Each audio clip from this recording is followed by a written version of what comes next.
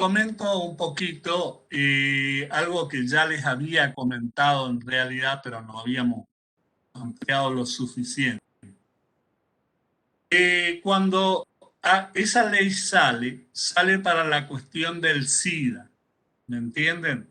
Entonces, hay muchos párrafos de la ley que se refieren específicamente al caso del SIDA y se refieren a toda una parte ética en cuanto a la identificación de los individuos. No se puede hacer un test masivo de SIDA, ¿me entienden? Eso no le vamos a preguntar. ¿Qué le vamos a preguntar de la ley? Le vamos a preguntar de la ley específicamente. ¿Cuál es la ley? ¿Qué precauciones se deben tomar en el laboratorio? ¿Mm? Está detallado dentro de la misma. Nada más que eso. ¿Vamos?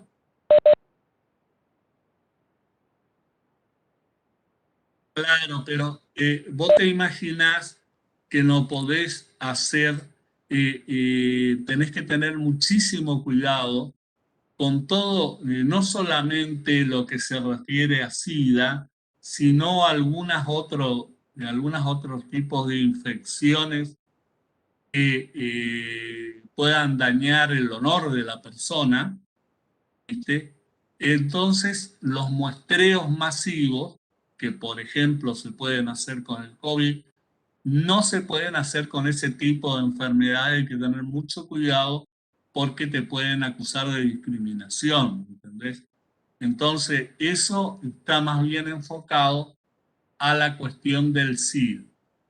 Vamos, se cuidó muchísimo, porque cuando se habla de SIDA hay que mantener la reserva de las personas, hay que tener muchísimo cuidado de no dejar constancia de algún nombre, porque se puede dañar la parte, se puede entrar en discriminación, lo cual puede constituir un problema grave. Por favor, un segundo, tengo un mensaje, no sé a qué se refiere, si es del aula.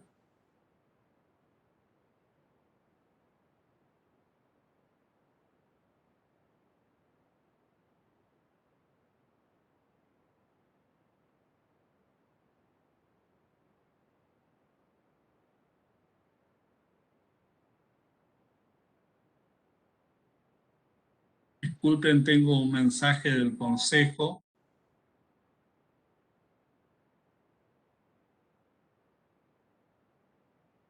Directivo de la facultad, por eso interrumpí la clase.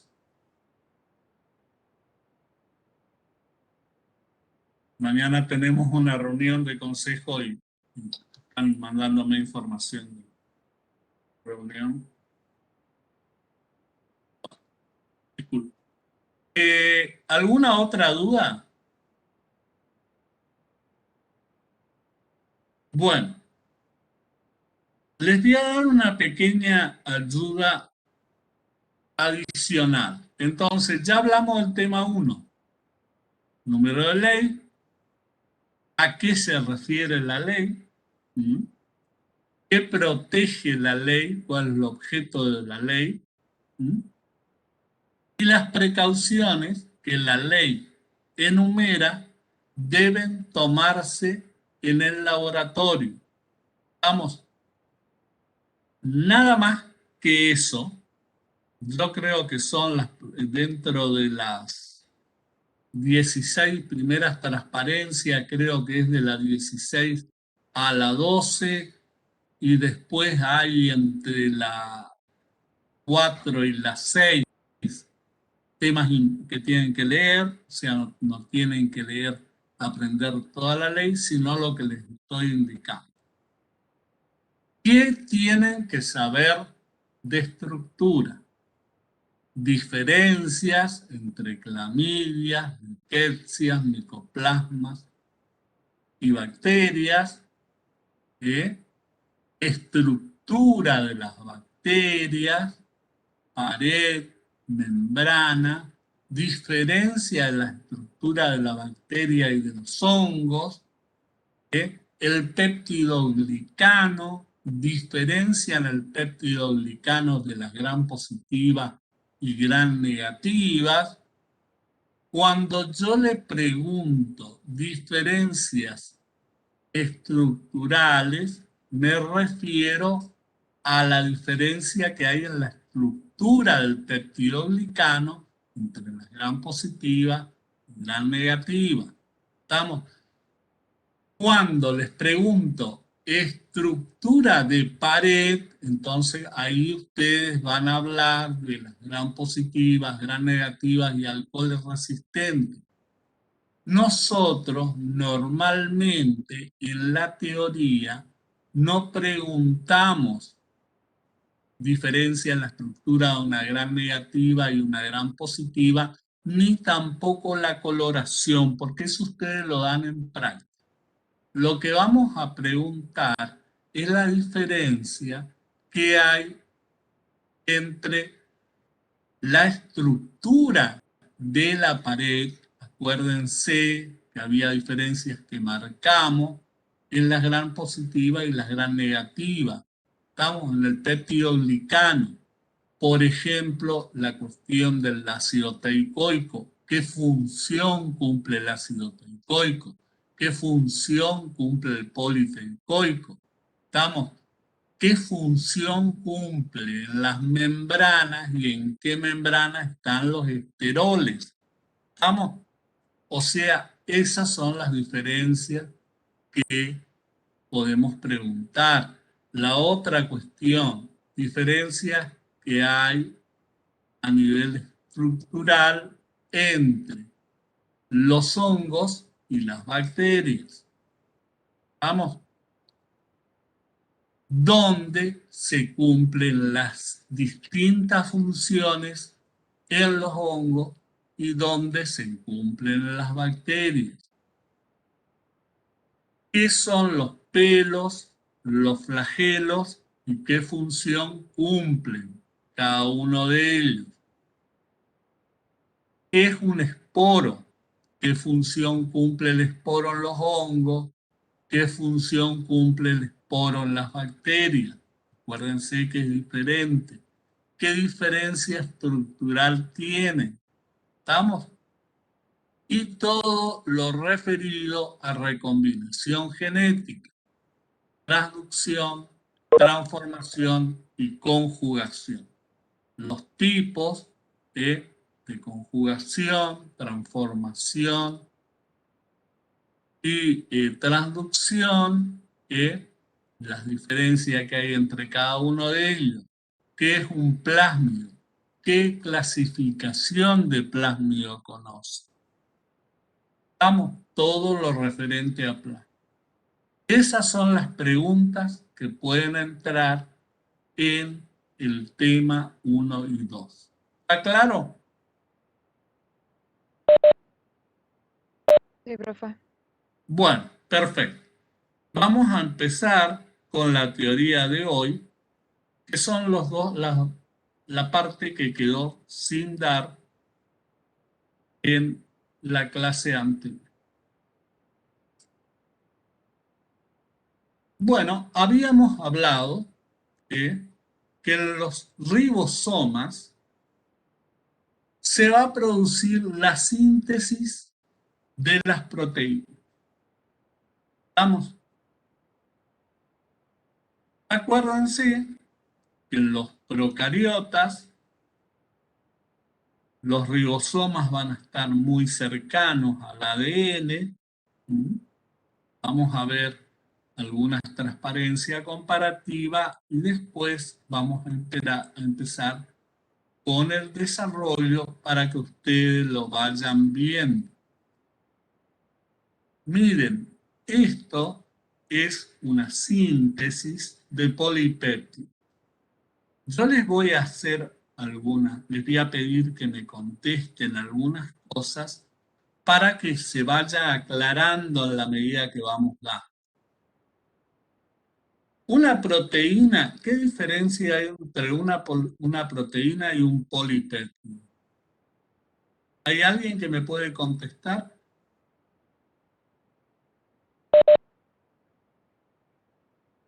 Claro, un polipéptido es una estructura primaria que no tiene los grupos protéticos, no tiene la complejidad de la estructura secundaria, terciaria y cuaternaria, y un polipéptido en realidad es un conjunto de aminoácidos.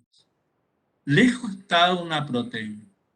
Entonces, lo primero que les voy a dejar en claro, quiero que les quede bien claro, en los ribosomas, ya sea de los procariotas o de los eucariotas, en todos los ribosomas, lo que se va a elaborar va a ser un polipéptido, o sea, cadenas de aminoácidos ensambladas que después en el citoplasma se van a ir ensamblando entre ellas, se les va a agregar los grupos y van a constituir una proteína.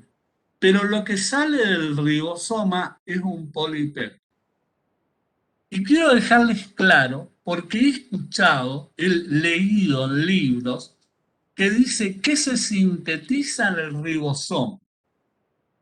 Y ustedes tienen que contestar un polipéptido. No se sintetiza la proteína. ¿Me entienden? Se sintetizan las cadenas de polipéptido que ensambladas van a constituir las proteínas. Vamos. Las proteínas forman parte de la estructura y de la pared, están ensambladas en la membrana, cumplen una serie de funciones dentro del citoplasma como enzimas. O sea, ustedes van a tener proteínas estructurales y proteínas enzimáticas.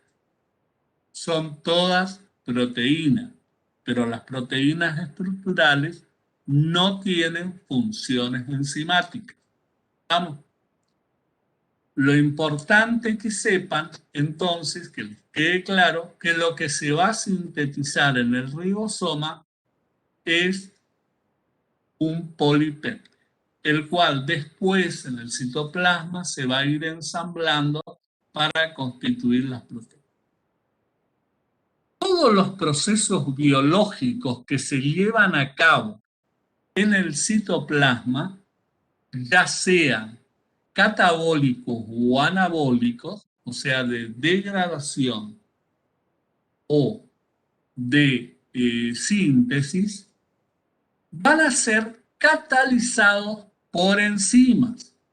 Vamos, si esas enzimas no estuvieran presentes, esos procesos no se llevarían a cabo.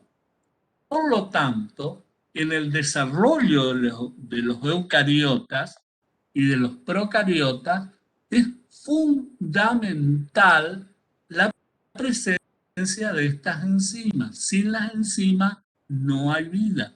Y miren ustedes, habrán visto con Marta que hay sistemas proteicos que tienen vida, son los priones. Estamos en función de esto, se ve la importancia que tiene la presencia de estos sistemas enzimáticos en los microorganismos. Por lo tanto, la información va a estar contenida en el ADN. Y si alguna bacteria, por algún tipo de mutación o recombinación genética, pierde la posibilidad de generar una determinada proteína, puede tener un problema estructural o puede tener un problema de metabolismo enzimático, porque la enzima no va a estar presente. Con esto le quiero subrayar que las enzimas son fundamentales para la vida. Tanto es así que la información genética que está cargada es sobre las proteínas en el ADN. Ya vamos a ver cómo está contenida y cómo está formada. Ahora veamos lo que les decía para ver la diferencia entre bacterias y hongos. Este es el ADN de una bacteria. Y ustedes van a ver qué es lo que observan en la transparencia. Que los ribosomas están contiguos al ADN.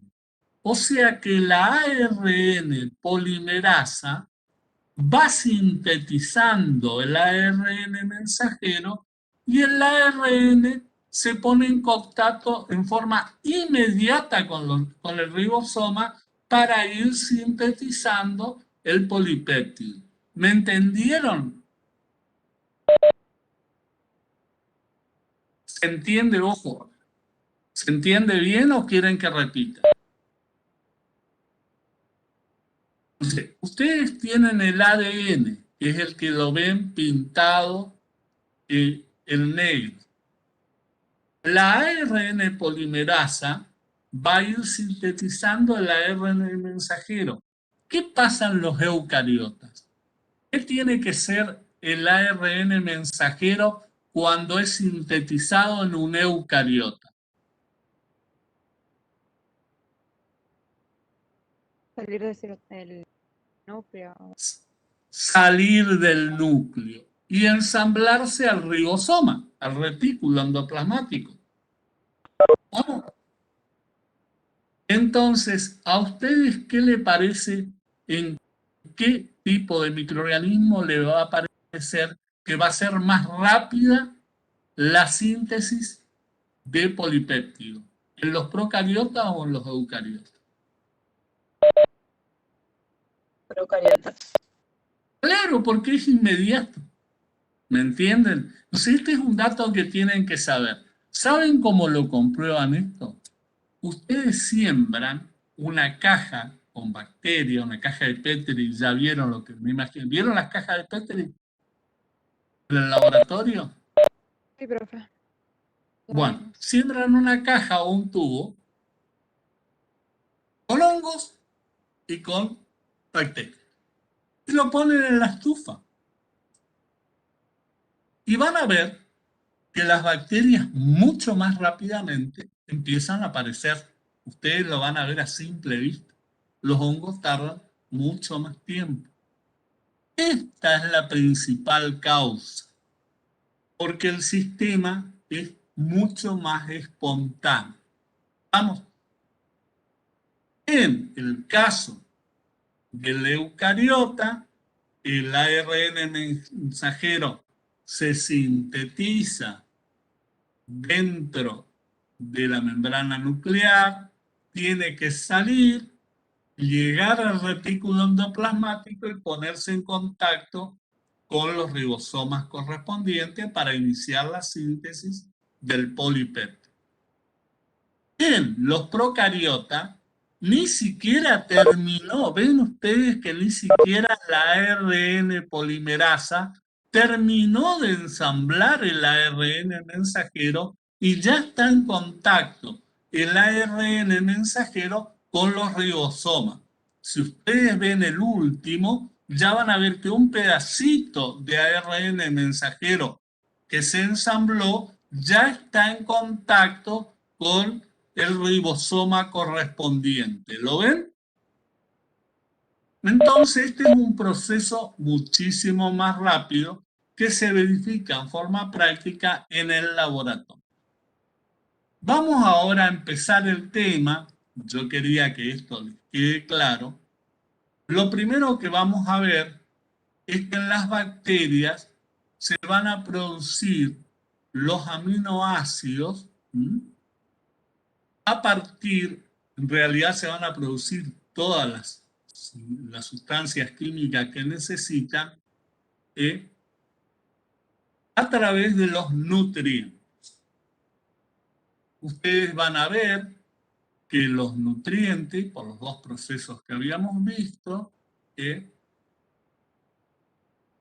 van por biosíntesis van a ser sintetizados los distintos elementos que son necesarios de las bacterias. Las sustancias nitrogenadas que incorporemos dentro de los nutrientes van a servir para la síntesis de los ácidos nucleicos y de las proteínas. La síntesis del esqueleto carbonado de las proteínas va a empezar con el ácido nucleico, el ácido glutámico, que es el aminoácido a partir del cual, por transaminación o por alteración de la estructura molecular, se van a ir ensamblando todos los otros aminoácidos. Por transaminación es, por ejemplo, el ácido glutámico frente al pirúvico produce el ácido acetoglutámico más la alanina. ¿Estamos? Entonces, se produce por este tipo de reacción química un aminoácido que luego van a ver que es esencial, por ejemplo, en la pared. Por la reacción la observan acá. Esta reacción química que tienen acá, que se las muestro, glutamato más piruvato que da alanina más acetoglutamato, no la tienen que saber. Nosotros no le vamos a pedir fórmulas químicas en ningún momento. Es solamente ilustrativa para que entiendan. Por alteración de la estructura molecular, van a necesitar energía. Ustedes ven que hay una molécula de NAD más una de ATP, con el ácido glutámico se va a producir el ácido glutámico más la energía, un grupo fosfato, y va a terminar formando pirrolina, que consumiendo más energía, les va a dar la prolina. ¿Estamos? O sea, le va a dar otro nuevo aminoácido. ¿Estamos? Esta reacción la tienen desarrollada aquí. Entonces, el microorganismo a base de ¿qué compuestos del ácido glutámico puede ir elaborando todos los otros aminoácidos? ¿Vamos? ¿Qué le pedimos de esto que ustedes se acuerden? El ácido glutámico es la base que va a utilizar el microorganismo para la síntesis de todos los otros aminoácidos. ¿Por qué procesos? ¿Por qué procesos? ¿Se acuerdan? La transaminación. ¿Qué es transaminación? ¿Algunos se acuerdan? Cuando el grupo amino pasa de una estructura a la siguiente, o por alteración de la estructura molecular del ácido glutámico, se van a producir todos los aminoácidos que van a necesitar para la síntesis de las proteínas. Es lo único que queremos que les quede claro y que entiendan. Lo demás, las fórmulas, solamente son para ilustración. Cuando hablamos de síntesis de proteína, tenemos que tener en claro que las proteínas existen a partir de la combinación de 20 aminoácidos diferentes. ¿Cuántos nucleótidos tenemos nosotros en el ADN? 4. Por lo tanto, si tuviéramos cada nucleótido representar a un aminoácido, podríamos sintetizar solamente 4 aminoácidos.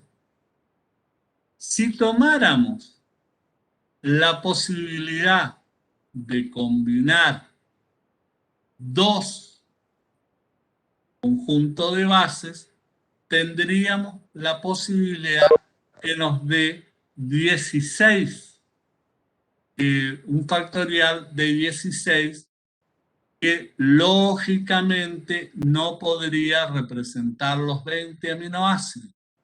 Esto nos lleva a que nosotros necesitemos un triplete de nucleótidos para poder representar, tener codificadas en el ADN todas las enzimas que van a ser necesarias para la elaboración de las proteínas.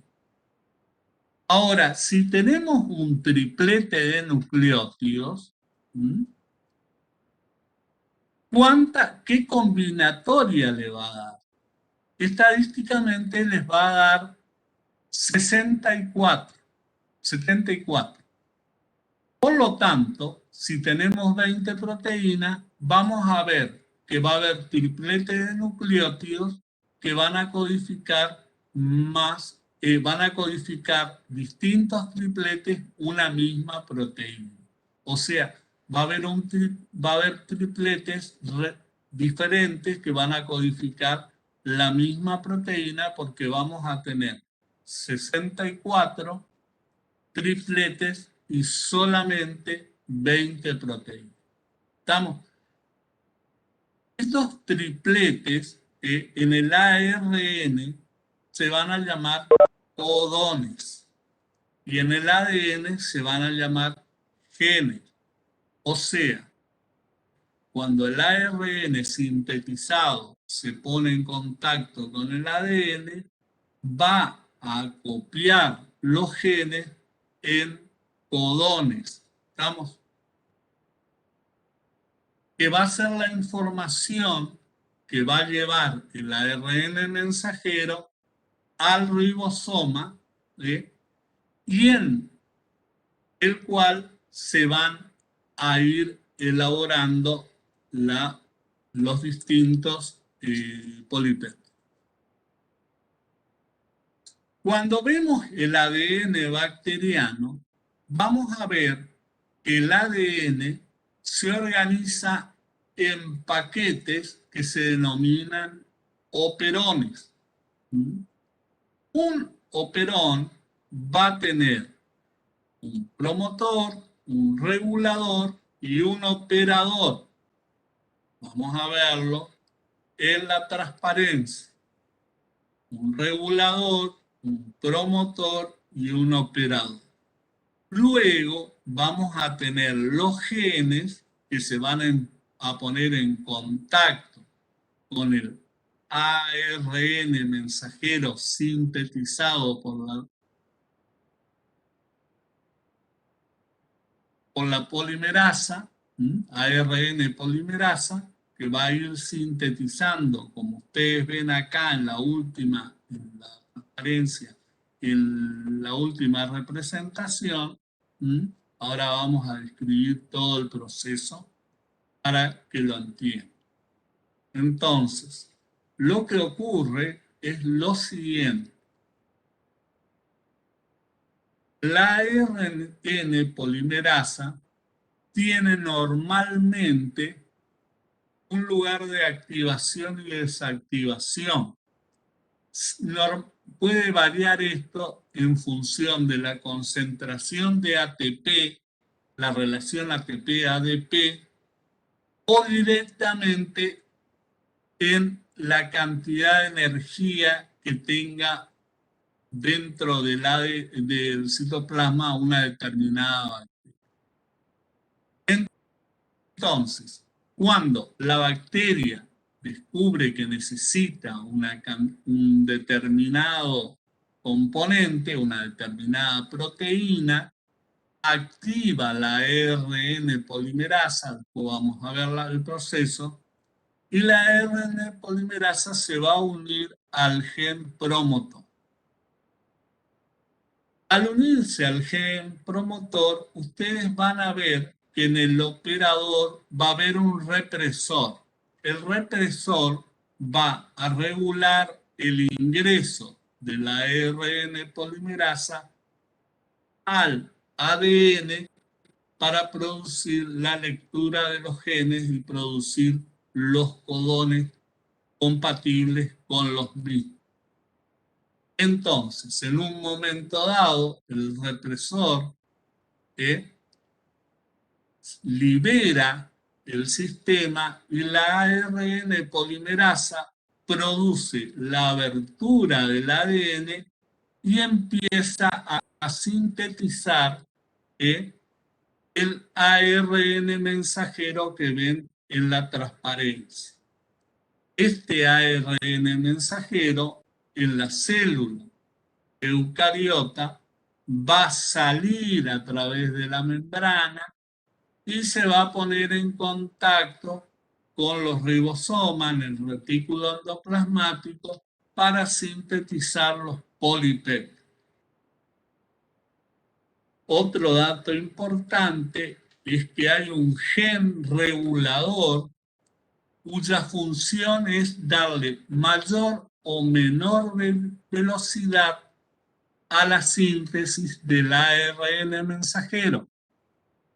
Esto va a realizarse en función normalmente a la relación de ATP-ADP. O sea, cuando hay mucha energía, el microorganismo, en vez de seguir produciendo a través de la respiración ATP, empieza a sintetizar las proteínas que necesita. Cuando baja la cantidad de energía en la célula, el proceso de generación de energía toma prioridad y el microorganismo disminuye la síntesis de proteínas.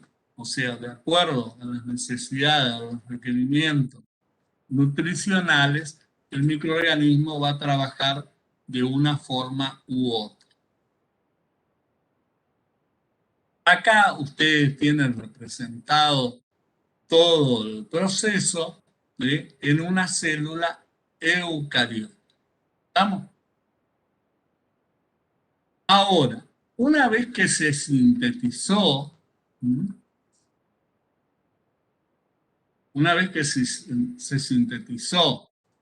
el ARN mensajero,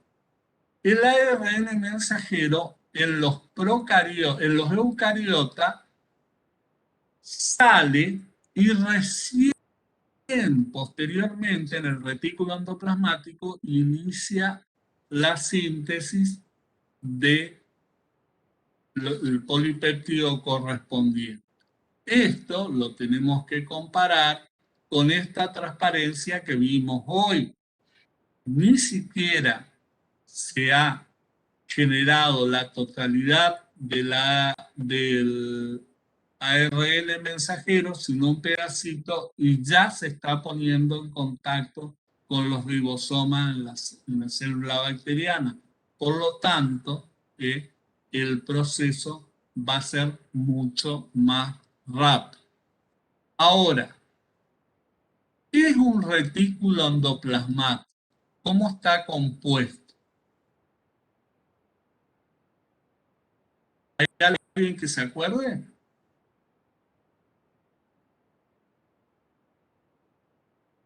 Disculpen, ¿alguno se acuerda qué es el retículo endoplasmático? ¿Cómo está compuesto un retículo endoplasmático?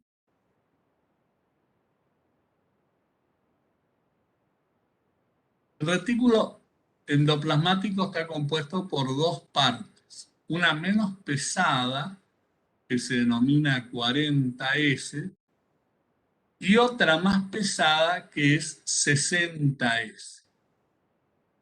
Este nombre, 40S, 60S, se refiere a la velocidad de precipitación de los mismos en una solución.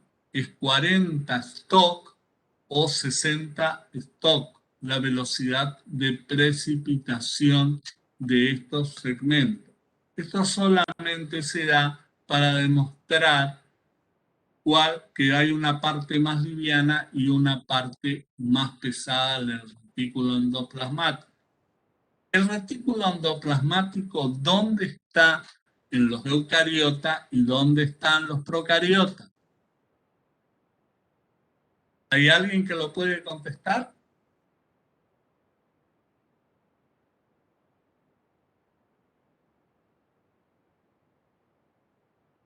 En los procariotas no hay, y los eucariotas está cerca del núcleo, creo. ¿En los eucariotas dónde está? Creo que es cerca del núcleo Está en el núcleo. El retículo endoplasmático, disculpame, el retículo endoplasmático en los procariotas, ¿dónde está? Al lado del núcleo, que es lo que vimos, te reitero. Esto es el retículo. Acá no hay, acuérdense que en los procariotas no hay un retículo endoplasmático, por lo tanto lo que hay es los ribosomas. ¿Dónde están los ribosomas en el procariota? Al lado del ADN, pegado al ADN, donde se está llevando a cabo la síntesis del ARN mensajero. ¿Vamos? ¿Y qué pasa? ¿Dónde están los ribosomas en los eucariotas? Están en el retículo endoplasmático, fuera del núcleo. ¿Me entienden? ¿Entendieron lo que estuvimos hablando o quieren que lo veamos de vuelta? Por mi parte se entendió, profe. Bueno, perfecto. ¿Hay alguien que no entiende algo? Bueno, ¿ustedes vieron esto en genética? ¿En biología?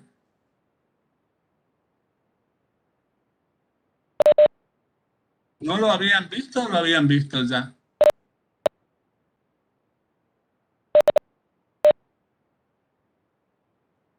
¿No lo vieron? ¿Eh? Perfecto. Bueno, entonces cualquier cosa me van me van preguntando. Ahora, ¿qué ocurre cuando empieza la síntesis de los polipéptidos? O sea, cuando el ARN mensajero se pone en contacto con los ribosomas. Va a haber una activación de los distintos aminoácidos. ¿Dónde van a estar los aminoácidos sueltos? Los aminoácidos que se van a ensamblar para constituir el polipéptido. ¿Dónde van a estar sueltos? El citoplasma.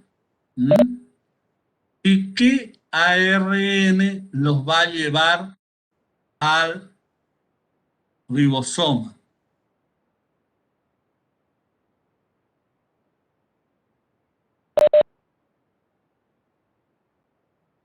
¿Nadie se acuerda? El ARN Ribosómico. El ARN de transferencia. Entonces, vamos a dividir este proceso en lo siguiente. El ARN mensajero lleva la información genética codificada en codones al ribosoma. En el ribosoma, esta información contenida en el ARN mensajero se produce una traducción y el ARN de transferencia va a ir trayendo los distintos aminoácidos que van a formar el polipéptido que se va a ir ensamblando en el ribosoma de acuerdo a la información genética que trae en los codones. Acuérdense que cada codón va a traer la información genética para un aminoácido. Ese aminoácido va a ser llevado al ARN y ensamblado para formar la distinta cadena. Ahora vamos a ver. Primero va a haber una iniciación de la síntesis, que ya lo vamos a ver en detalle. Después una elongación del polipéptido y después la finalización de la misma. ¿Qué se va a ensamblar en los ribosomas? Una cadena de polipéptidos.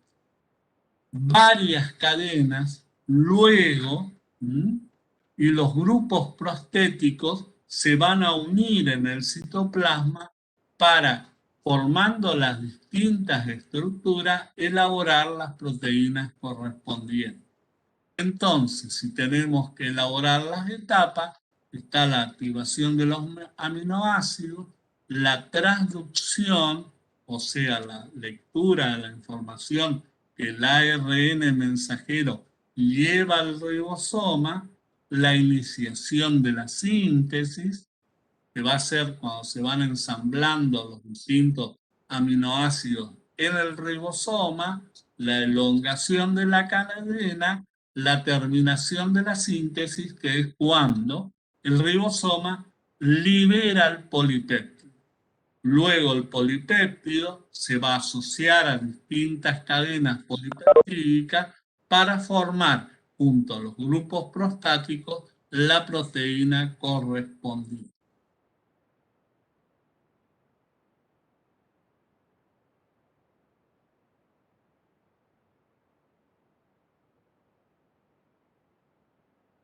Entonces, los aminoácidos van a ser transportados ¿por quién? Por el ARN de transferencia.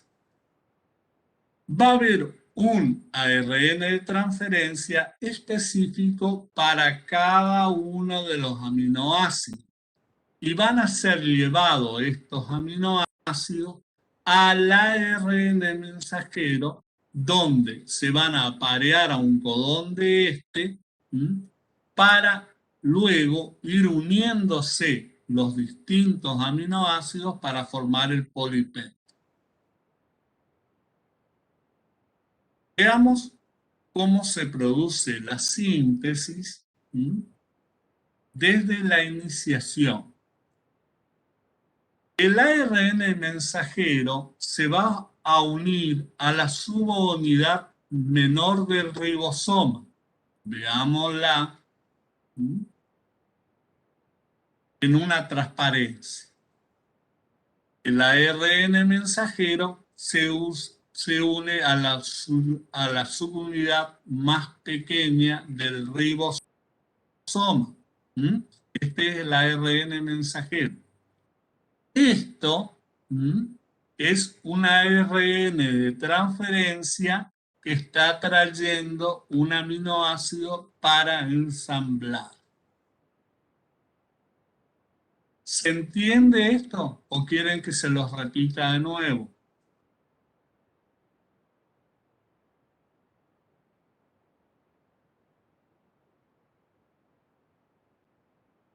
Bueno, una vez que el ARN mensajero se une al ribosoma, en presencia de la enzima aminoacil ARN sintetasa y energía, se une el aminoácido transportado por el ARN de transferencia al ribosoma.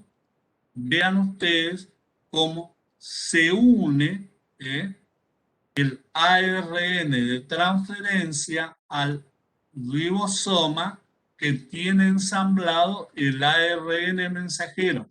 Lo que ven en rojo es el ARN mensajero, lo que ven en amarillo es el ARN de transferencia y ven que arriba está el aminoácido transportado. En los procariotas, el primer ácido transportado va a ser la fenilmetionina. En los eucariotas va a ser la metionina. ¿Vamos? Y ustedes van a ver que el ARN de transferencia va a tener un codón complementario del codón de ARN mensajero, al cual se van a unir. Ese codón, esos codones se van a llamar codones de inicio, porque en esta etapa se va a producir la iniciación del polipéptido. O sea, cuando se une el ARN de transferencia al ARN mensajero en el ribosoma, se produce el inicio de la síntesis. El codón de iniciación, que se llama como tal, en el ARN mensajero, tiene un codón complementario en el ARN de transferencia que trae la fenilmetionina en los procariotas o la metionina en los eucariotas. ¿Se entiende hasta acá?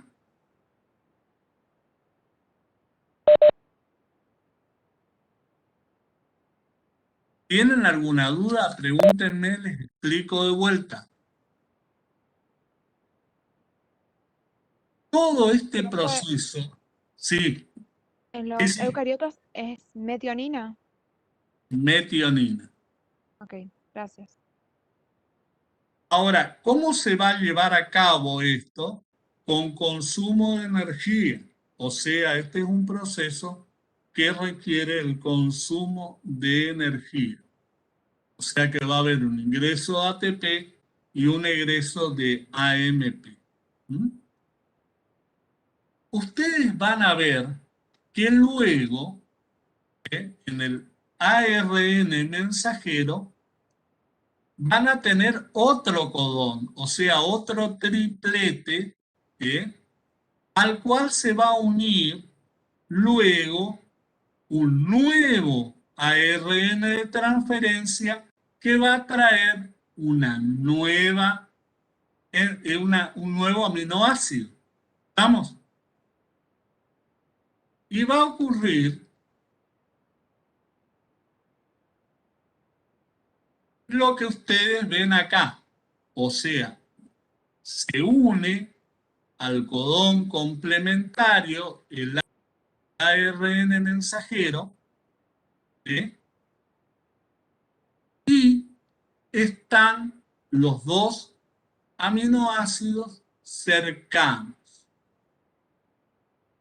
¿Qué es lo que va a ocurrir en presencia de la guanina trifosfato? Va a producirse, en presencia de una enzima y de un consumo de energía, un enlace peptídico entre los dos aminoácidos. ¿Estamos? O sea, el grupo amino del primer aminoácido se va a unir al siguiente, se va a liberar un grupo amino y se van a ensamblar los dos aminoácidos, como ven en esta transparencia.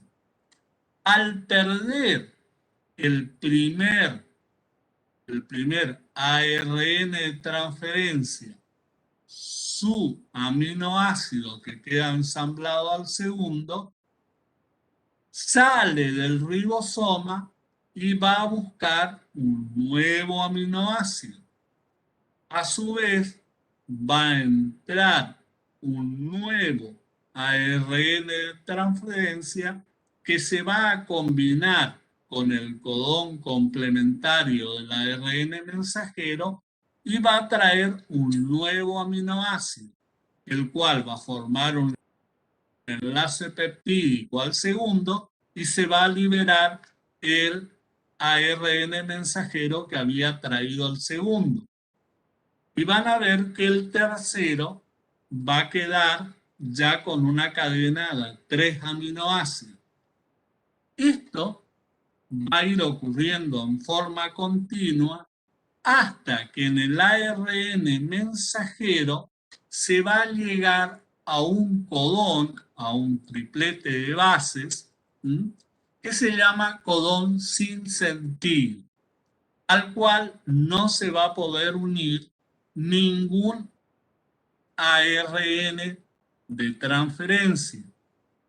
En este momento, el ribosoma libera el polipéptido del mismo y el polipéptido va al citoplasma donde se va a ir ensamblando con los distintos polipéptidos y grupo prostático para elaborar la proteína correspondiente. ¿Me entendieron? ¿O quieren que demos de vuelta, que vayamos viendo de vuelta todo? ¿Entendieron, Rocío? ¿Entendiste? Sí, profe, entendí.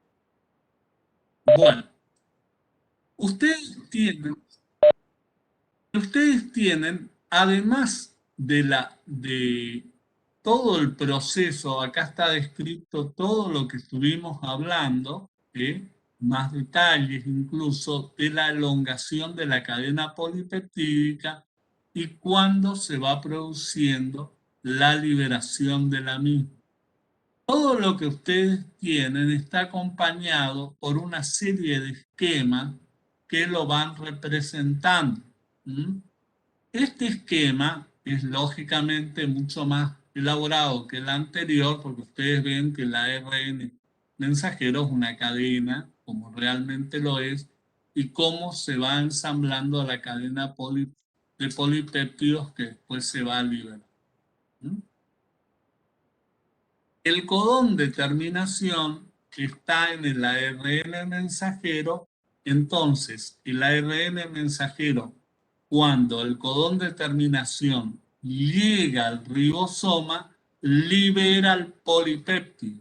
¿Estamos? Y se van produciendo la liberación de los mismos.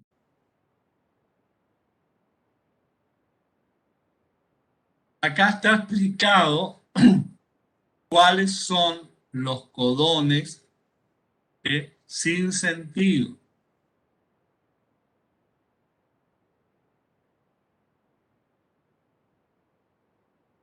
Son tres: uracilo,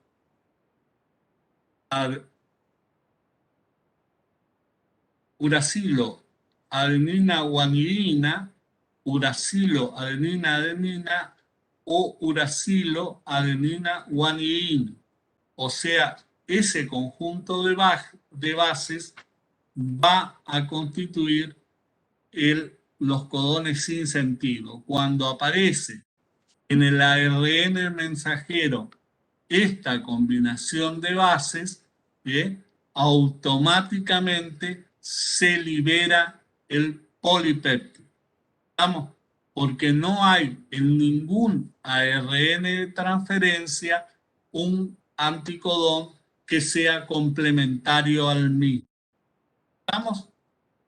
Acá hay otras transparencias donde ustedes van a ir viendo cómo se va ensamblando y van a ver cómo se libera el ARN cuando no hay una base que pueda combinarse con la base sin sentido.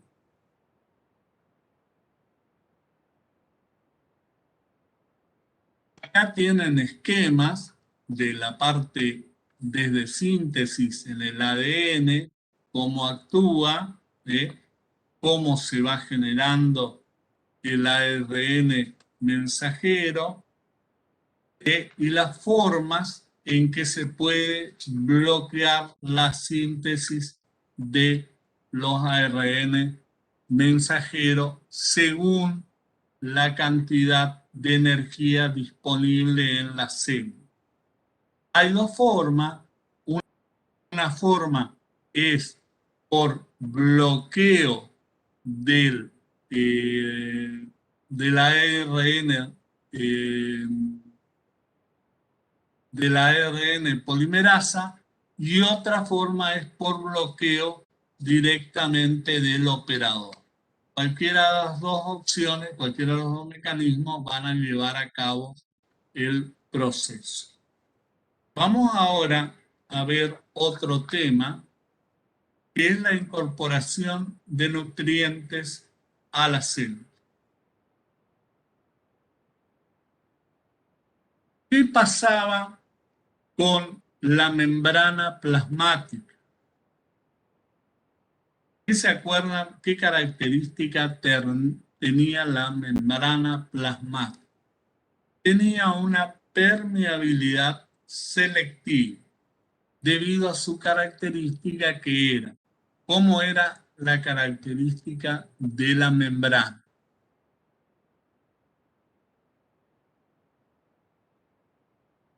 ¿Alguno que se acuerde?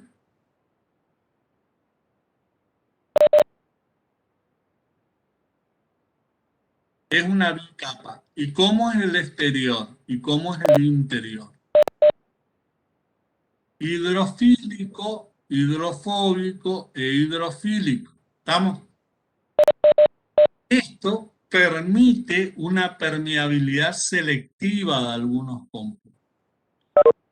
¿La membrana es porosa o no es porosa?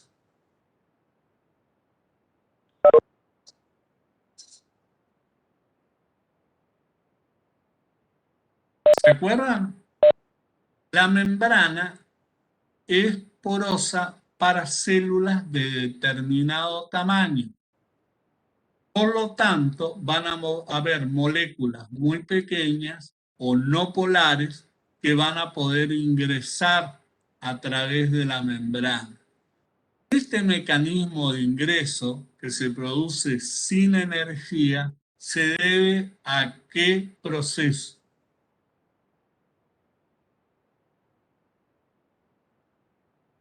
Que les va a definir la característica de la membrana. A un proceso osmótico. ¿Se acuerdan? ¿Qué es la ósmosis? Es el pasaje de determinadas moléculas a través de una membrana de un sector de mayor concentración a un sector de menor concentración. Entonces, la membrana citoplasmática actúa como membrana osmótica para células pequeñas, en general no polares, las cuales van a poder pasar a través de ella debido a la diferencia de presión osmótica en el interior de la célula con respecto al exterior. Ahora, cuando los compuestos químicos que van a ser incorporados a la célula son de mayor tamaño o polares, no pueden ingresar por ósmosis. Entonces, hay una serie de procesos a través de los cuales la célula va a incorporar esos nutrientes a la misma. Esos procesos pueden ser con consumo de energía o sin consumo de energía, como los vamos a clasificar hoy.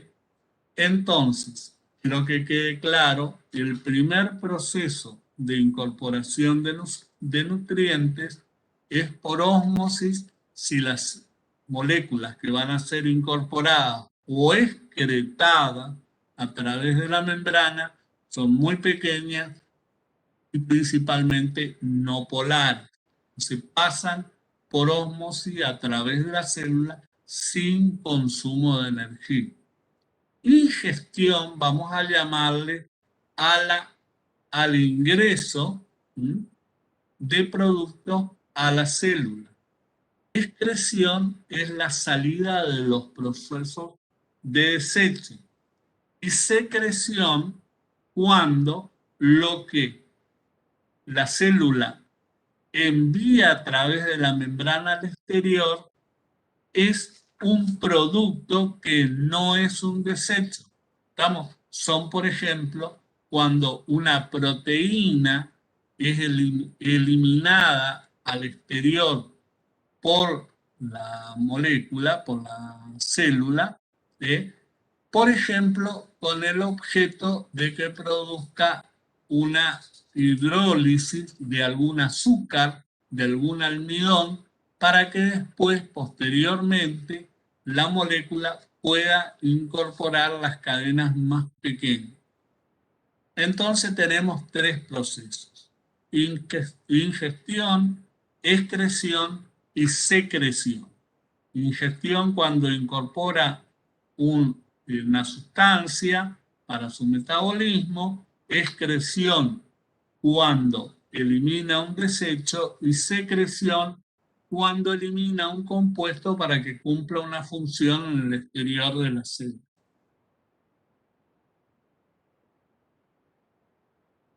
Ya hablamos entonces que es una barrera de permeabilidad. Van a ver que hay algunos compuestos pequeños, no polares, solubles en la fase hidrofóbica, que se van a incorporar a través del mecanismo simple de, eh, de ósmosis. Estamos directamente por la diferencia de presión osmótica. De la misma forma pueden ser excretados de la célula. Sin embargo, los ácidos orgánicos, los aminoácidos, las sales inorgánicas, no pueden ingresar debido a la fase hidrofóbica que hay en el interior de la membrana y van a tener que ser incorporados por otros mecanismos. Las membranas de las bacterias pueden ser permeables o semipermeables. Las membranas impermeables no existen en las bacterias.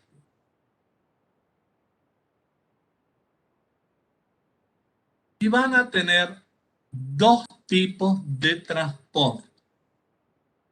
El transporte pasivo, donde no se requiere consumo de energía, y el transporte activo, cuando requieren un consumo de energía, o sea, un consumo de ATP, para poder incorporar una determinada molécula al citoplasma.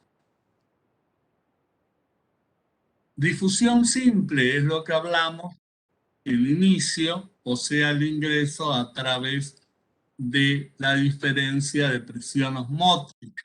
¿Estamos?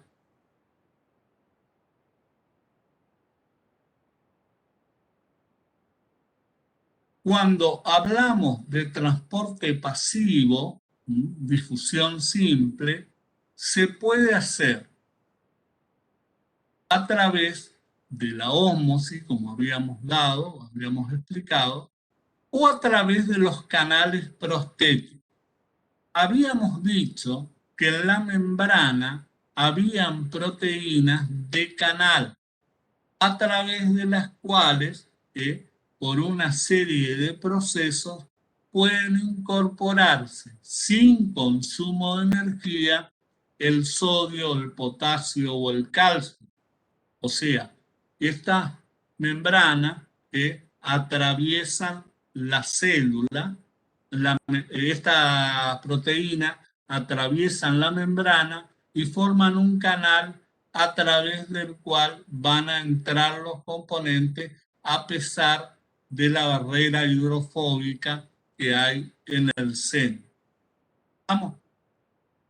También van a ver que hay enzimas que están adheridas a la parte exterior de la membrana o en algunos casos, cuando haya que haber una excreción, a la parte interior de la membrana. Acá también ven proceso de difusión pasiva y ven cómo por estos canales fluye del interior al exterior o puede fluir en sentido inverso determinados componentes, como habíamos hablado del sodio, potasio, calcio. Esto se va a producir de acuerdo a los requerimientos del citoplasma celular. O sea, puede incorporarlo o puede excretar. Para ello, ustedes van a ver que mientras necesita incorporar o excretar, el canal está abierto. Cuando el microorganismo no quiere liberar más de estos compuestos, cierra el canal y no se produce más flujo a través del mismo. Por lo tanto, no se van a eliminar ni se van a incorporar estos constituyentes. El agua puede ingresar muchas veces de esta forma o a través de porosidad de la misma membrana. Acá ustedes ven otros compuestos que pueden ingresar.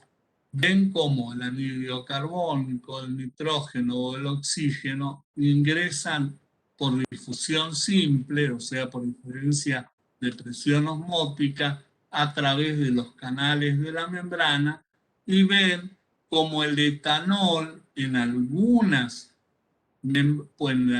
bacterias puede ingresar o egresar en muchas. Acuérdense que en los procesos fermentativos a veces se produce etanol en el interior del citoplasma y el mismo es excretado de la célula. O sea, puede ingresar o puede salir también por difusión simple. El agua normalmente ingresa también por difusión simple o a veces a través de los canales que vimos anteriormente prostéticos, pero veamos qué es lo que pasa con la glucosa o con iones como el magnesio, el cloro, el hipoclorito en determinados momentos. No pueden ingresar por difusión pasiva o simple.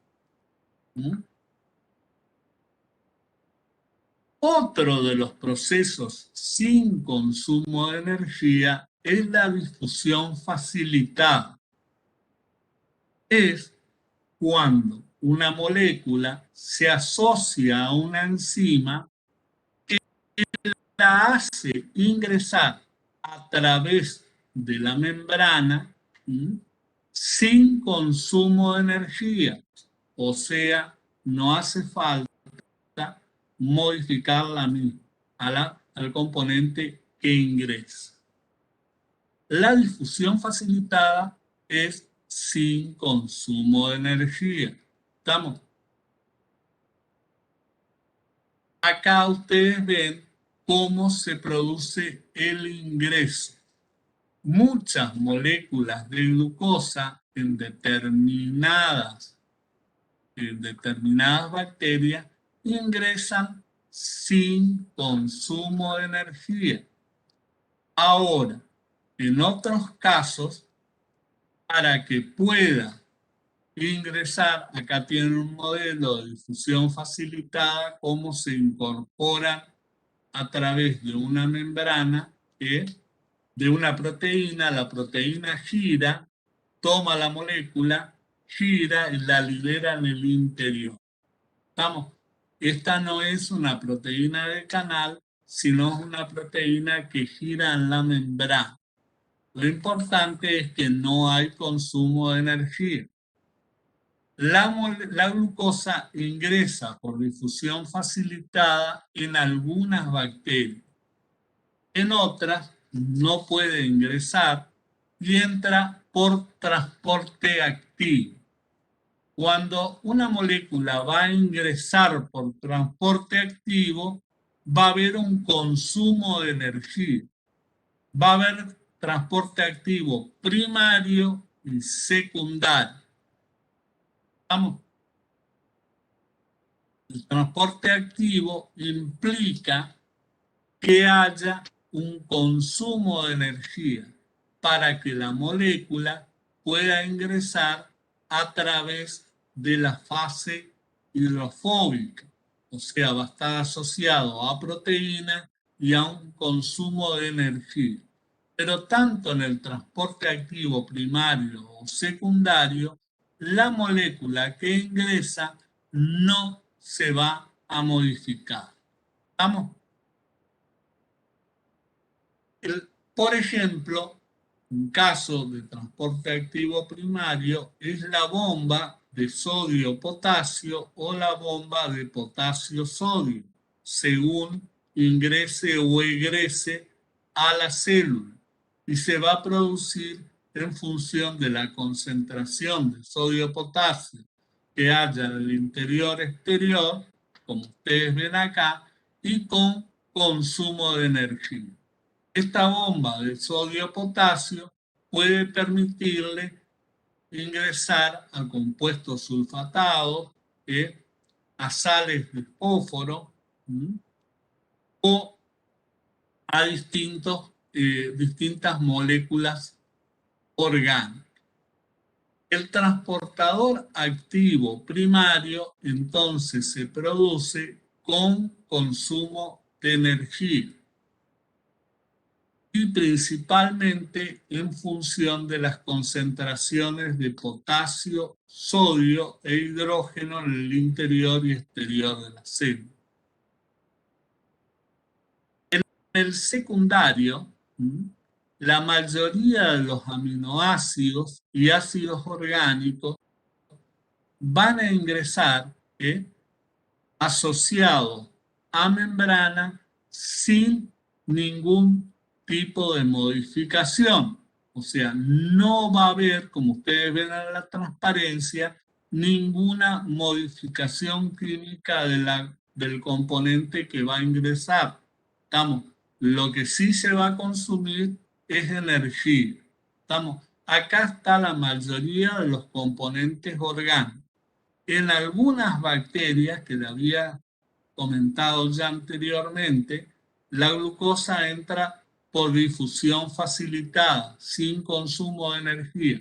En otras, ingresa por transporte activo secundario con consumo de energía. Acá ven un esquema cómo se produce. Se asocia la enzima al componente y a una célula ATP, ingresa y libera el componente en el interior. En otros casos, para poder ingresar el compuesto, debe ser modificada la estructura del mismo. Entonces se dice, se modifica la estructura de la célula del componente que va a ingresar. O sea, por ejemplo, en el caso de la fructosa, de la manosa o de la glucosa, va a producirse una fosforilización de la misma para que pueda ingresar a través de la membrana. En este caso, se va a producir una translocación de grupo, o sea, un cambio en la conformación de la molécula que va a ingresar a través del sistema de la fosfotransferasa. ¿Estamos? En este caso, acá ustedes tienen en una transparencia, en el caso de la Escherichia coli, el sistema de fosfotransferasa está compuesta por 24 proteínas que van a participar en el transporte del azúcar a través de la membrana. Esto se produce con una fosforilización de la glucosa que se va a transformar en un grupo fosforilado y va a ingresar a través de la membrana con consumo de energía. Si yo les preguntara a ustedes de estos procesos, ¿cuál de ellos consume? Acá tienen todo el ingreso de los azúcares a través del proceso de translocación de grupo. ¿Mm? Si hablamos del consumo de energía, vamos a ver que al entrar la molécula de azúcar a la célula fosforilada como glucosa 6-fosfato, va a pasar lo siguiente. ¿Se acuerdan ustedes de la glucólisis? ¿Qué? ¿Ustedes se acuerdan que la glucosa era fosforilada con consumo de energía para pasar a glucosa 6-fosfato? ¿No? Lo mismo pasaba con cualquiera de los azúcares que ingresaban. En este proceso de ingreso, la glucosa tiene que consumir energía para poder incorporarse. Pero cuando se incorpora, ¿cómo va a estar? ¿Como glucosa o como glucosa 6-fosfato? Va a estar como glucosa 6-fosfato. Entonces, cuando se lleve a cabo la glucólisis no va a empezar en la glucosa en el citoplasma, sino en la glucosa 6-fosfato. Por lo tanto, los ATP que se consumían para fosforizar la glucosa para transformarla en glucosa 6-fosfato, en el citoplasma no se van a consumir y se van a equiparar con lo que la célula gastó en ATP para incorporar la glucosa. Este es un dato importante porque cuando hablamos de incorporación de glucosa a algunas células, entonces teníamos la difusión facilitada, la incorporación a través de un proceso activo secundario y ahora tenemos una nueva alternativa de incorporación de glucosa por translocación de grupo, o sea, modificando la estructura de la misma para que pueda ingresar al citoplasma. De estos tres procesos, si yo les pregunto a ustedes, ¿cuál de ellos ¿en cuál de ellos hay un consumo neto de energía? La facilitada no hay consumo de energía, es un proceso pasivo. ¿Eh? La activa secundaria, hay un consumo de energía, pero la glucosa ingresa como glucosa, sin modificarse. O sea, hay un consumo neto de energía que la célula va a perder. Ahora, cuando ingresa por translocación de grupo, cualquier azúcar que lo haga, ¿qué va a pasar? Va a estar ya fosforilado, o sea que no va a consumir los ATP necesarios para la glucólisis que hubiera consumido. Entonces, en el balance no se produce consumo de energía, porque los mismos que se consumieron para fosforilarla ahora no se van a consumir en la glucólisis. Por lo tanto, la difusión facilitada y la locación de grupo, en ninguna de las dos se produce consumo de energía neto. ¿Me entienden? Mientras que la incorporación de azúcares por el proceso activo secundario sí va a tener un consumo de energía. Esto me interesa que lo sepan porque son de las cosas que vamos a preguntar. Bueno, ¿qué dudas tienen que quieren que les vuelva a comentar o que lo volvamos a ver?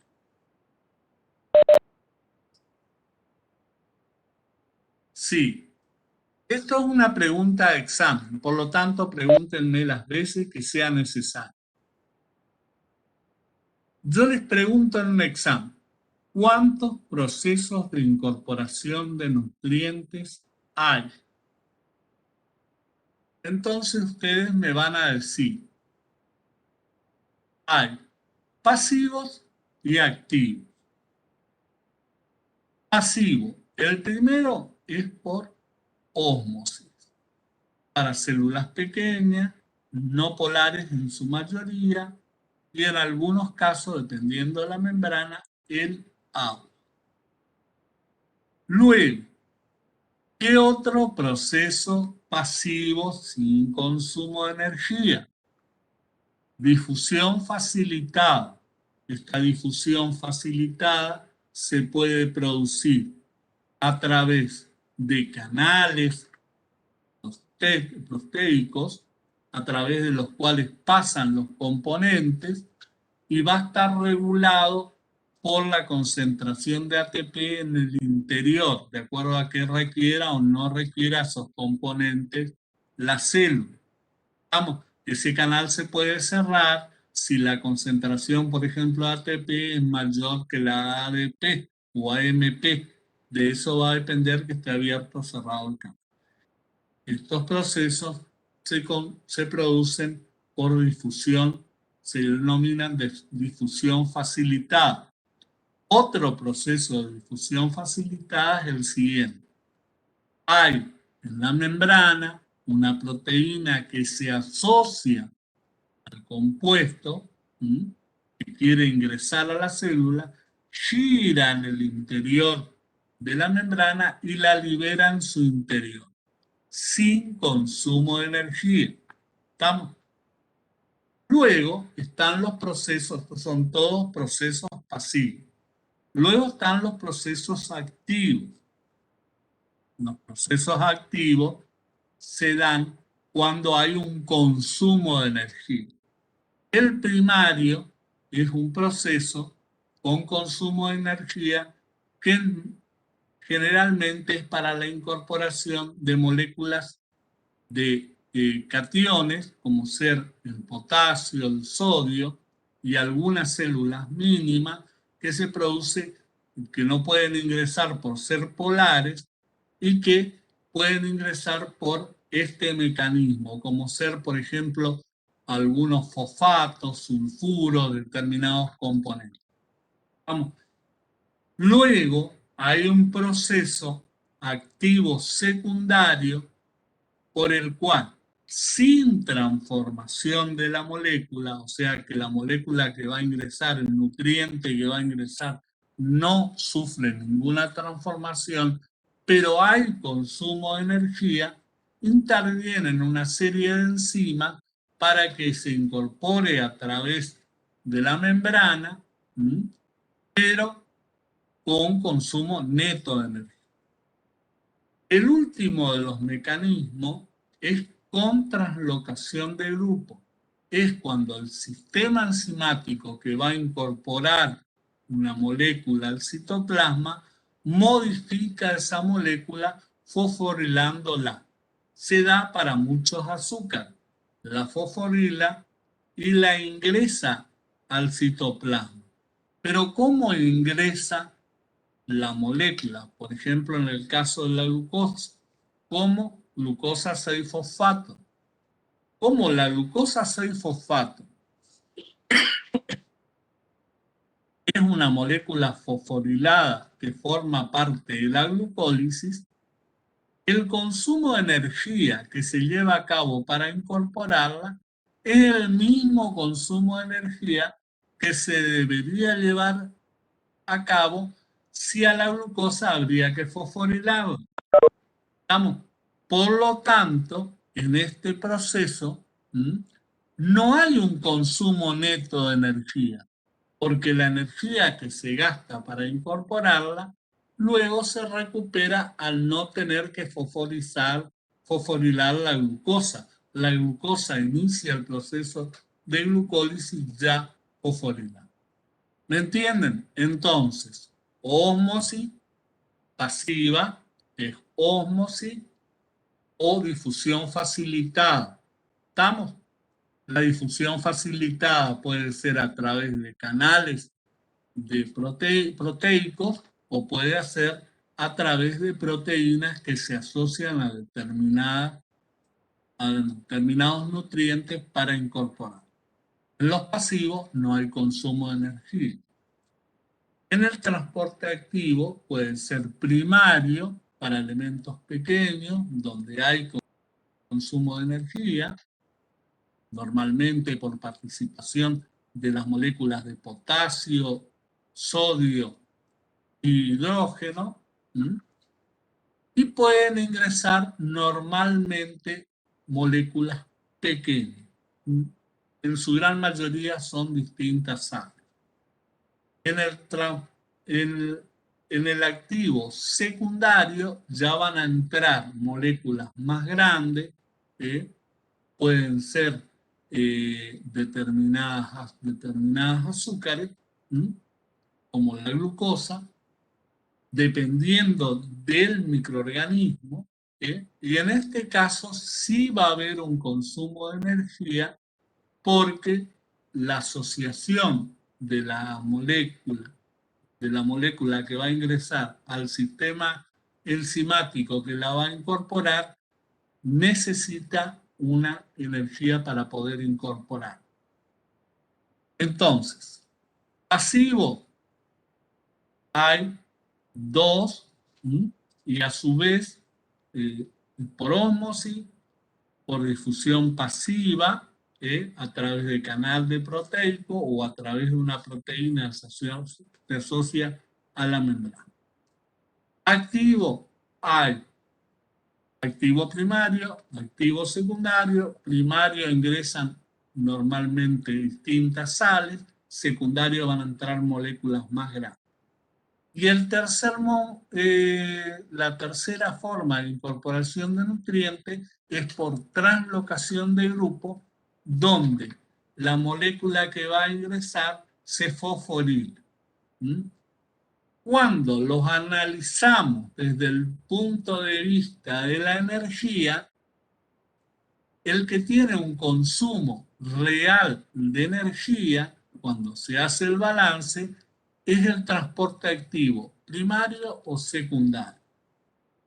En el caso de la difusión facilitada, no hay consumo, y en el caso de la translocación de grupo, hay consumo, pero luego se equipara porque la molécula en la glucólisis no consume el ATP que debería consumir para fosforilarse, pues ya está fosforilada para poder incorporar. Entonces, el que tiene consumo neto de energía es el activo primario y secundario. Vamos, eso quiero que les quede claro. Lo siguiente, ¿qué moléculas ingresan? Si les pregunto, la glucosa, ¿por qué mecanismo ingresa? O sea, hagamos un resumen. Habíamos hablado de que la glucosa en algunas moléculas puede ingresar por un canal proteico sin consumo de energía por difusión facilitada en algunas bacterias.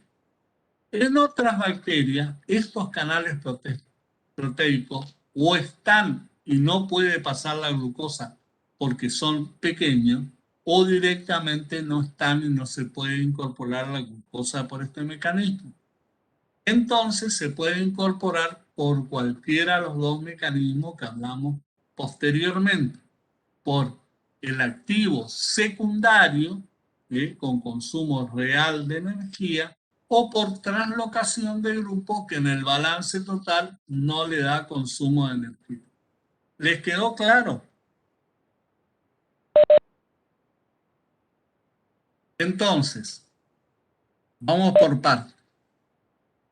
Vamos a hacer unas preguntas para que le voy a pedir que me conteste, entonces quedamos a ver si lo entendieron bien.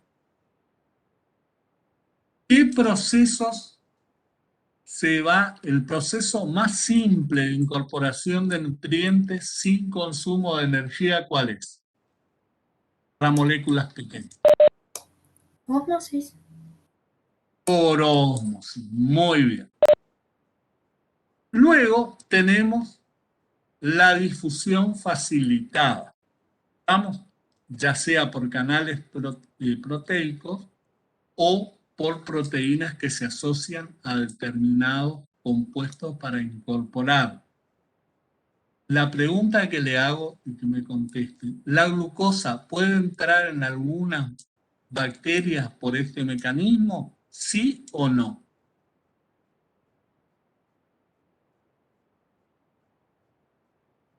Sí, profe. Correcto. En algunas bacterias, entre ellas la Escherichia, que tiene los canales, vamos a ver que tiene unos canales que se llaman de porino. A través de ellas pueden ingresar.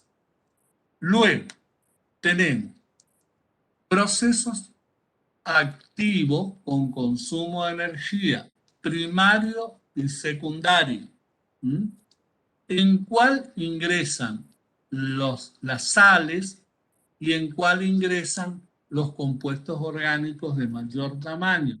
¿En el primario o en el secundario?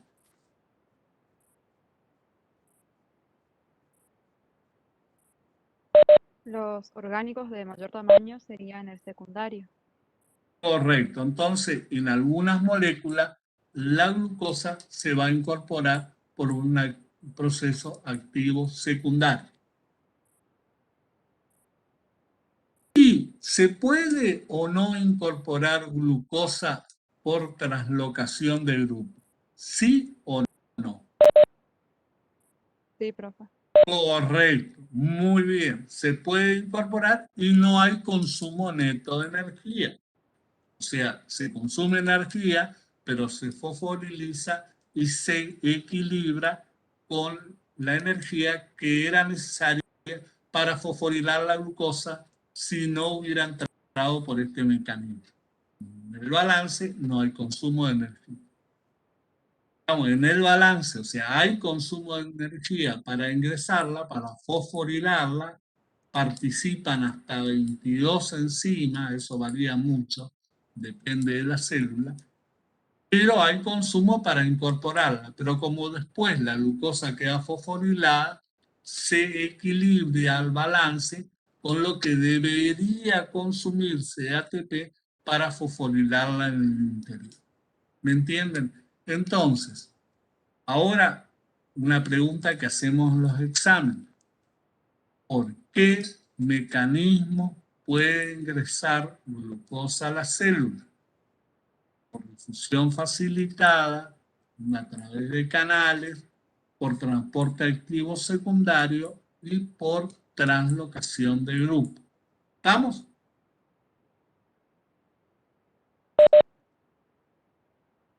Bueno.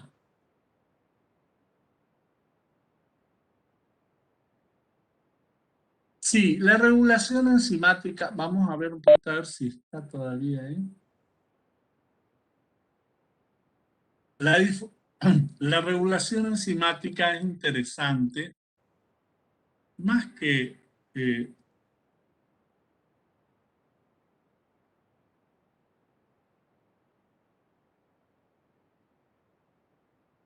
esta síntesis que hay, no les preguntamos. La regulación enzimática sí es interesante.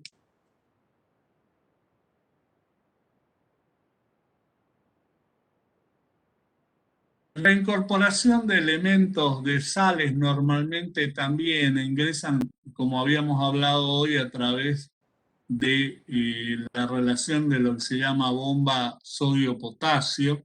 Se incorporan la mayoría de los compuestos inorgánicos, pero además los compuestos inorgánicos forman parte de... ver un poquito dónde estaba lo que vos me preguntaste.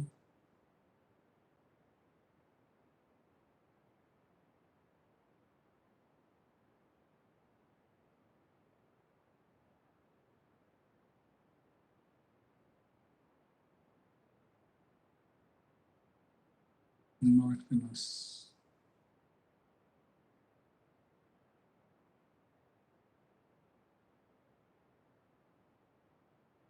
La regulación enzimática se da y juega un papel fundamental en el equilibrio del sistema de generación de energía, ¿m? y en el equilibrio de síntesis de los distintos constituyentes de la célula. Vamos, una célula tiene que tener un equilibrio en la cantidad de energía que produce y al tiempo la cantidad de constituyentes celulares que produce, ya sea para reproducirse o para sustituir los distintos elementos que se van deteriorando en la estructura de la célula. Digamos, entonces se produce un mecanismo de inducción, represión enzimática. Esto lo vamos a ver en la glucólisis, se ve en el proceso de glucólisis, en el ciclo de Krebs. Ustedes si estudian el ciclo de Krebs, van a ver que al realizarse el ciclo, tienen alternativas en el ciclo que les lleva que bloqueado el camino del ciclo de Krebs, se desvía el mismo ciclo a la constitución de determinados componentes secundarios necesarios para la célula. Por ejemplo, la elaboración de aminoácidos, ¿me entienden? Entonces, si el microorganismo tiene una gran cantidad de energía, está generando una gran cantidad de energía y no necesita más energía, esto en función de qué se va a ver. En que va a haber una gran cantidad de ATP y una poca cantidad de ADP. Vamos, ATP es la molécula que tiene la máxima energía y una constitución aún menor de AMP. Acuérdense que adenosín, trifosfato, difosfato y monofosfato. Monofosfato es el que tiene menos energía. ¿Estamos? Pues tiene un solo enlace de fosfato. Trifosfato tiene 3 enlaces. De acuerdo a la cantidad de cada uno de estos componentes, la célula va a saber si tiene mucha energía almacenada en su interior o si necesita energía. Cuando la concentración de ATP es mucho más alta que la concentración de ADP, hay una serie de elementos que se denominan operones que pueden asociarse a distintas enzimas para bloquear el camino hacia uno o hacia el otro lado, o sea, hacia la generación de energía o hacia la generación de compuestos intermedios. Entonces, el equilibrio de ATP, ADP, AMP les va a actuar para que la síntesis de determinados constituyentes se interrumpa y se genere la síntesis de ATP, o se interrumpa la síntesis de ATP y se genere constituyentes celulares secundarios. Esto se debe a que existen una serie de enzimas que se llaman alostéricas, porque tienen un ciclo al cual se le va a unir un inhibidor en el cual va a hacer que la enzima no actúe, y al no actuar la enzima se va a bloquear uno de los dos caminos y se va a derivar al otro. ¿Me entienden?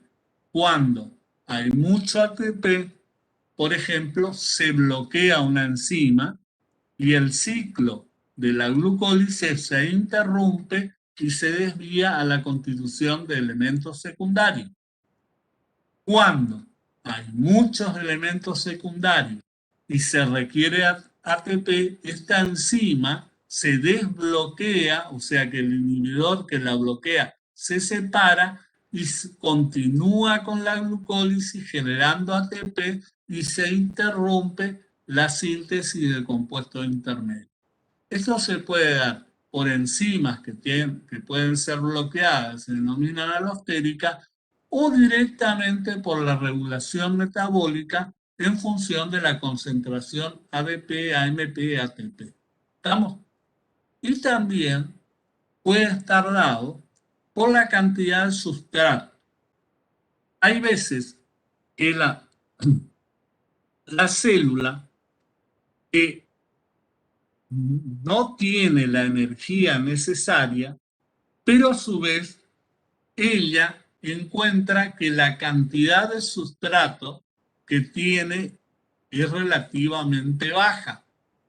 Entonces, en función de la necesidad de la misma, puede bloquear la producción de ATP o de productos secundarios. ¿Me entendieron? Sí, profe. Bueno, perfecto. Cualquier cosa que les genere duda, vayan anotándola y la vamos a ver antes de la próxima clase. Ustedes van a dar con Marta taxonomía y van a ver el jueves siguiente conmigo respiración. Antes de empezar respiración, vemos las dudas que ustedes tengan de lo que se dio respecto a este tema.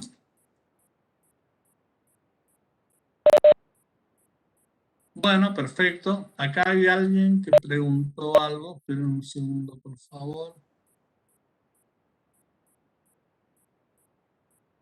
No. Está todo. Bueno, entonces los vemos el jueves para rendir el parcial. Como esto de tomar un parcial presencial va a ser la primera vez que hacemos, si alguno tiene alguna duda de los 4 temas que van a rendir, pueden preguntarnos, pueden llevar alguna pregunta y las vamos a responder antes de iniciar el parcial. ¿Vamos?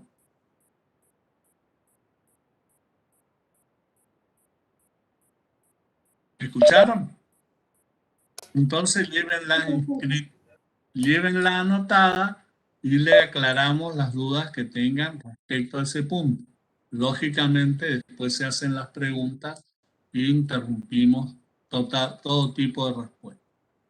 En cuanto al parcial, una cosa que me olvidé de decirle, bueno, le vamos a decir el jueves, es que todas las preguntas se hacen cuando nosotros les damos las preguntas, todas las dudas sobre enunciado se hacen desde el banco y nosotros le vamos a contestar. O sea, le vamos a dar las preguntas, ustedes las leen y las dudas sobre enunciado nos hacen, nosotros le contestamos.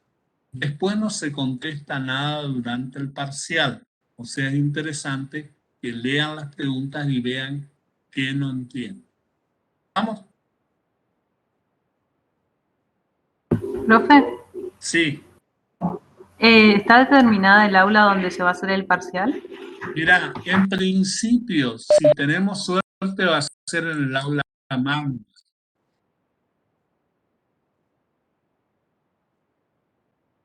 ¿Vamos? Bueno, gracias.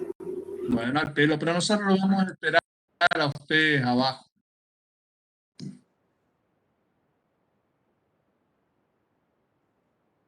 Hasta luego, nos vemos el jueves.